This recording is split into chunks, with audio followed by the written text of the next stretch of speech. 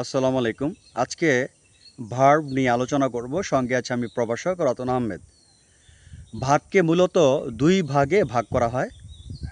ভার্বকে মূলত দুই ভাগে ভাগ করা হয়।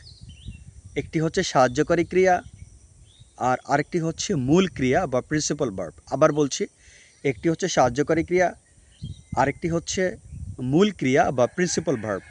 আমরা চলুন এই সাহায্যকারী ক্রিয়া নিয়ে আজকে আলোচনা করব, আর পরবর্তী ভিডিওতে আমি মূল ক্রিয়া নিয়ে আলোচনা করব, কারণ একই ভিডিওতে দুটো আলোচনা করলে একটু জটিল হয়ে যায় বিষয়টি। তো আমি আপনাদের সুবিধার্থে আজকে শুধু আলোচনা করব সাহায্যকারী ক্রিয়া নিয়ে। সাহায্যকারী ক্রিয়া কীগুলো? সাহায্যকারী ক্রিয়াগুলো হচ্ছে am, is, are, was, were, have, has, had, can, could, may, might, shall, should, will, would, ought to, need to. এগুলো হচ্ছে সাহায্যকারী ক্রিয়া। আপনারা নেটে সার্চ দিলেও এই সাহায্যকারী ক্রিয়ার নামগুলো পাবেন। আমার ভিডিওতে আমি নামগুলো বলে দিলাম, তারপরে হয়তো আপনাদের জন্য টাফ হতে পারে নামগুলো লিখে নেওয়া। আপনারা নেটে সার্চ দিলে পাবেন। যদি আপনারা লেখেন অক্সিলারি ভার্ব, খুব সহজে আপনারা অক্সিলারি ভার্বের তালিকাটা পেয়ে যাবেন। তো যাই হোক, এই অক্সিলারি ভার্ব বা সাহায্যকারী ক্রিয়া, এটার ব্যবহার নিয়ে আজকে আলোচনা করব, যে এটার ব্যবহারটা কী। যেমন am, is, are, was, were, have, has, had, এই যে সাহায্যকারী ক্রিয়া, এগুলো কিন্তু আবার দুই ভাগে ভাগ করা যায়। কিছু কিছু সাহায্যকারী ক্রিয়া আছে যেগুলো দিয়ে বাক্য তৈরি করা যায় না, অর্থাৎ ওই সকল সাহায্যকারী ক্রিয়া একাকী বাক্য তৈরি করতে পারে না। সেটাকে আমরা বলে থাকি মডাল অক্সিলারি ভার্ব।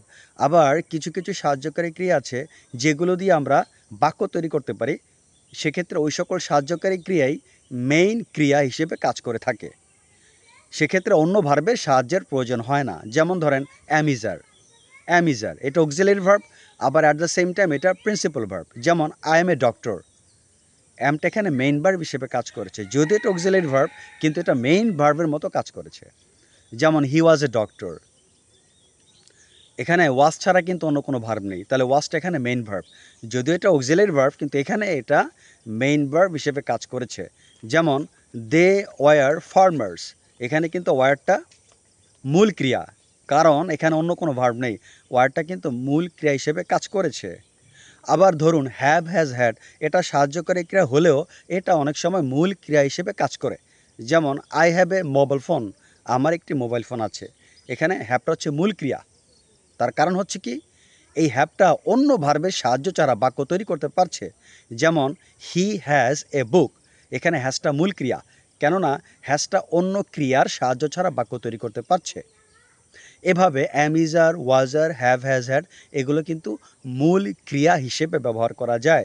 এই জন্য এগুলোকে প্রিন্সিপাল অক্সিলারি ভার্ব বলা হয়। এগুলো অক্সিলারি ভার্ব সত্য, কিন্তু এগুলো যখন অন্য ভার্বের সাহায্য ছাড়া বাক্য তৈরি করে, সেগুলোকে এক্ষেত্রে আমরা একে বলে থাকি প্রিন্সিপাল অক্সিলারি ভার্ব। যেমন হ্যাড দিয়ে একটা বাক্য তৈরি করছি, হি হ্যাড এ পেন, তার একটি কলম ছিল, এখানে কিন্তু বাক্য হয়ে গিয়েছে, কেননা এখানে হ্যাড কিন্তু অন্য ভার্বের সাহায্য ছাড়া একটি সুন্দর বাক্য দিতে পেরেছে। তাহলে আজকে আমরা সাহায্যকারী ক্রিয়া সম্পর্কে জানতে পারলাম। আপনাদেরকে পরবর্তী ভিডিও দেখার আমন্ত্রণ রেখে এখানে শেষ করছি। পরবর্তী ভিডিও বিষয়বস্তু থাকবে প্রিন্সিপাল ভার্ব বা মূল ক্রিয়া। আজ এ পর্যন্ত, আল্লাহ হাফেজ।